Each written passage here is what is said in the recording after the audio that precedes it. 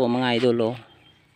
Mahigit po ito mga 300 na seeds na tanim namin ngayon. So ang gagawin natin pag ganitong pangidaron mga idol or edges ay ganito talaga, para sa ganun mabilis ang pagproseso sa pag-akyat ng kanyang stem pataas, at hindi siya naka-stem sa baba, kasi kapag ito ang nakasagabal sa pag-akyat niya mga idol. Saka dito rin magsisimula ang mga pisti, kasi maliliit pa siya mga idol.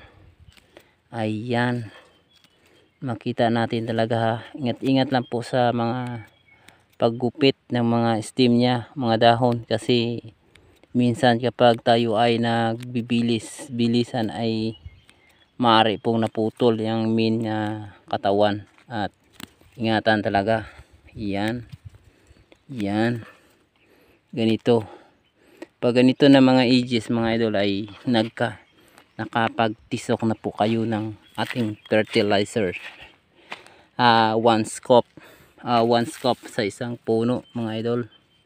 Lahat ng mga stem sa baba ay talagang putulin para doon na siya mag stem sa sanga-sanga sa taas mga idol. So ganito lang mga paraan ng ating pagtatanim ng ating ampalaya. At saka ganitong paghidaron ay iingatan sa mga piste, at alagaan sa spray natin. Huwag nating pabayaan na sasalakayin siya sa mga piste. Yun, tingnan nyo po mga idol, nagdala na po ng mga bulaklak. Ito po, pero hindi na pruningan ngayon pa nga pruningan. Medyo late na po ito ang pag pruning natin mga idol. So thank you very much sa mga nanonood sa aking Facebook page. Shout out sa inyo lahat. Maraming salamat sa inyo pagsuporta mga idol. Sana po ay hindi po kayo magsasawa sa pagsuporta sa aking channel. Please visit my YouTube channel. Thank you very much. Kung ganito ang mga taniman, di ba may kalawakan, pero tingnan nyo po mga idol, parang hindi na po natatapos sa mga trabaho. Inaabutan kami ng mga damo, sa kadami ng damo mga idol.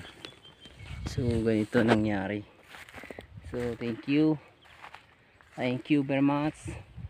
Yung kabila namin mga idol ay lahat ng mga sitaw. Yun, makakita nyo talaga mga idol, parang namamangpang ang mga sitaw namin. Yung ganito na nangyari. Yun, ito pong sitaw namin almost na 1 month mga idol. Tsaka nagdadala na po itong mga bunga at mga bulaklak. Maraming mga bulaklak mga idol ngayon.